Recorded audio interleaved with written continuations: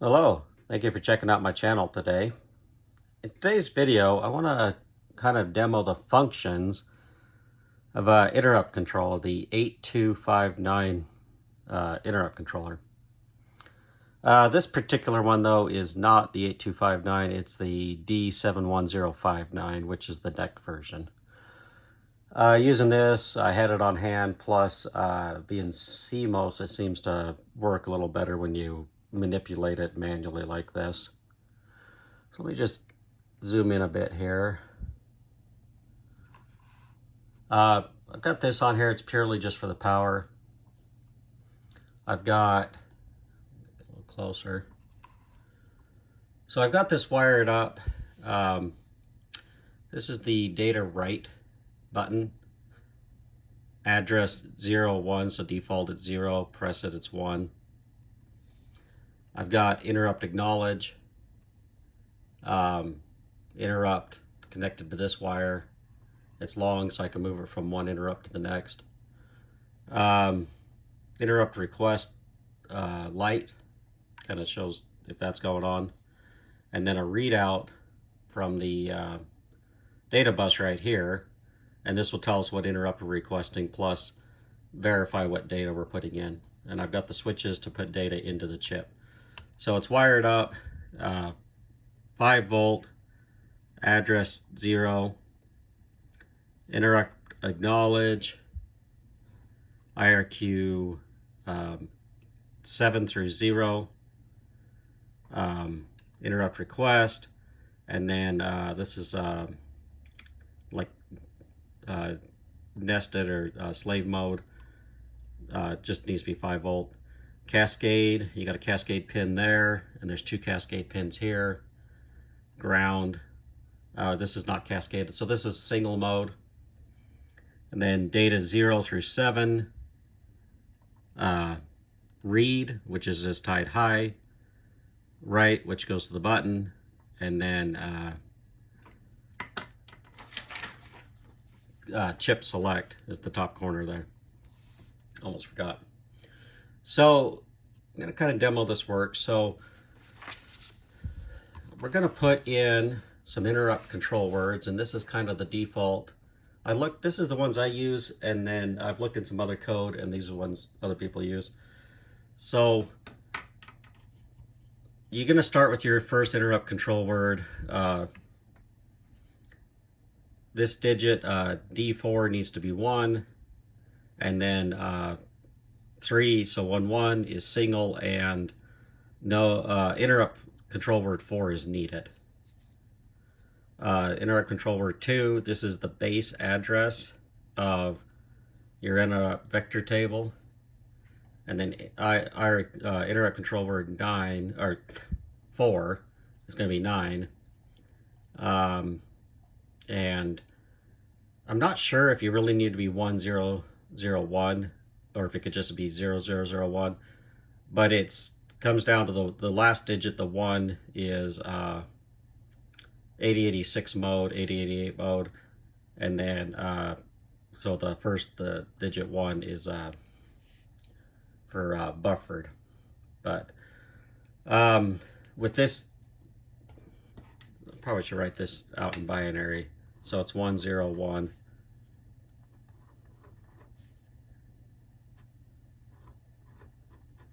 So it's more like that. This digit here is auto interrupt. And so anyway, those are your control words. Definitely would recommend reading the manual on the control words and how to use them. So let's get started here. I'm just going to give it some power. You see no LEDs are on. We're going to now ignore this 1 through 8 here. This is not in the correct order. Look at the lights. So we're going to give it 1, 3, so 1 and 3, and we're going to write it to address 0. This would be 20 on the 8088. So I'll write that. Then we're going to write our base address of 8 to A1. And then we're going to do the 9 to A1 as well. And then I'm going to turn this all to 0, and this is for the operational control word. I'm going to make sure they're all unmasked, so A1, right. They should all be unmasked. So now I can select which interrupt I want. I'm going to go with IRQ6 here, and I push the button to raise the voltage high on the RAQ pin, and the interrupt request goes high as well, and this feeds into the processor. Then the processor is going to give the interrupt acknowledge back to the 8259. I'm going to keep holding the interrupt request, and I'm going to push that, and it's 2 pulses from the processor, and you can see we are getting IRQ, ignore the top digit here, and you're getting 6, because the base on your 8088, it starts at the interrupt 8, IRQ 0. You can make that whatever you want, really. I mean, within the limits of the chip. So if we do our pulses without holding the pin, you just get get a straight F on there. But if you hold, so now you can see again we did our interrupt request on 6, and you do 2 pulses and you get 6.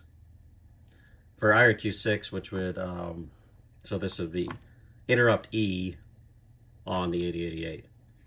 Let's drop this down to, let's just go to IRQ1. We'll do the same thing.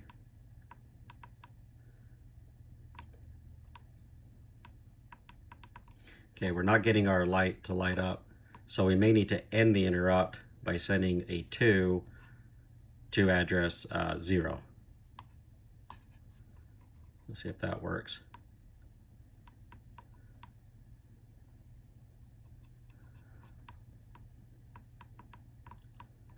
So we need to try to get that interrupt to end. This is where not using auto end makes a difference.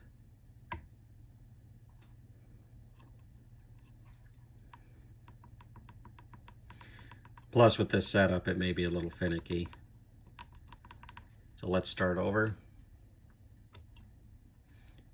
So we're going to put in our code.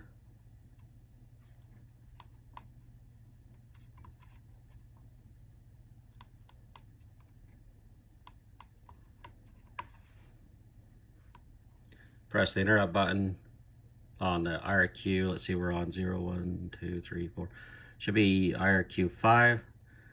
Let's push our button, and we have, so this would be 4. Let's see, 0, 1, 2, 3. Yeah, we're on 4. So you can see how it basically works here. I should be able to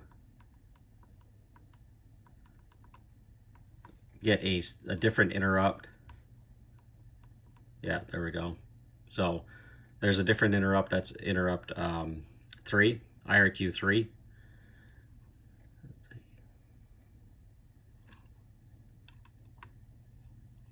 And there's IRQ 2. And we might have crashed it again. And actually, that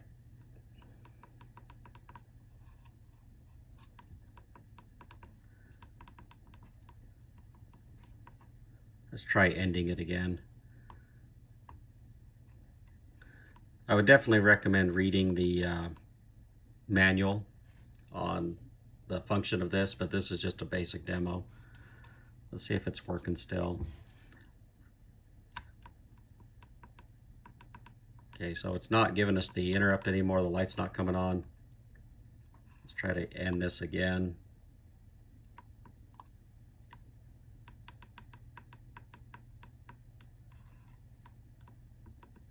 Okay, so I'll have to start over. I'm sure this setup entirely is not stable. You know, when you're pushing a button, there's little, you know, if you shake at all, you're going to get multiple reads and writes. But you can see that let's just go to it one more time. We'll go through the setup again. So you write your interrupt control word. Let's see if we can keep this thing stable.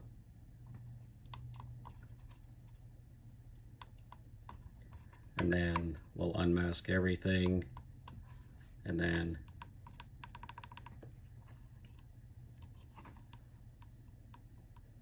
so it did not set up.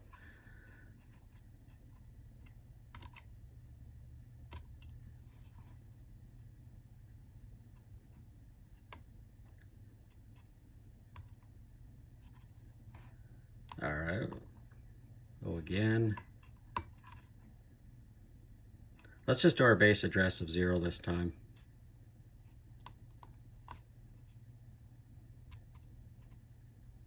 And I'm going to do auto end interrupt as well, just to see if that makes a difference.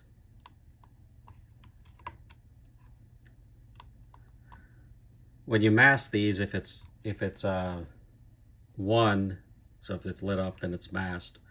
So if it's 0, then it's unmasked.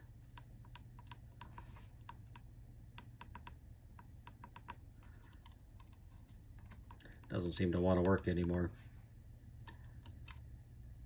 Give it a second. Make sure everything's connected. We didn't lose any connections here.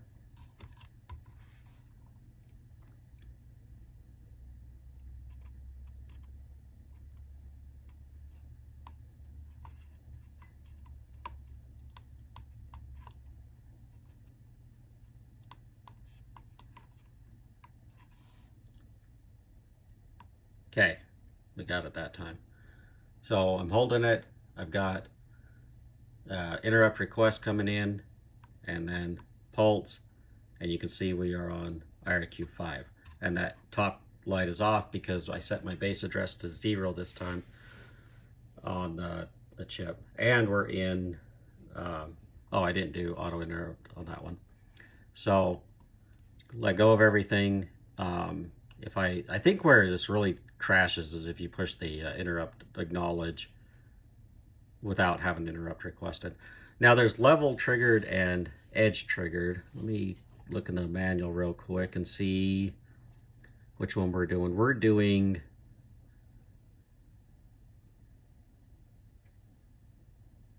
edge triggered, which is, I think, is the preferred method, because level triggered, your device has to hold it high throughout the entire operation. So like this, being edge triggered, I might have to read on that. I would definitely recommend reading the manual.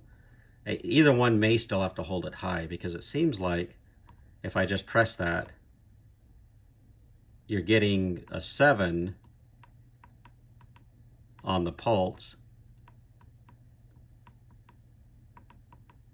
but you know, and that's not correct. So let's hold it,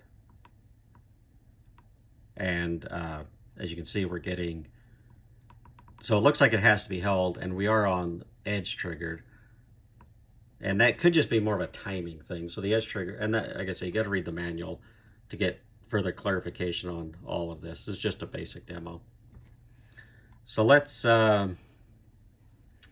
try the end interrupt, which is writing 2 to A0, and it actually ended it up right there. So then let's turn that off.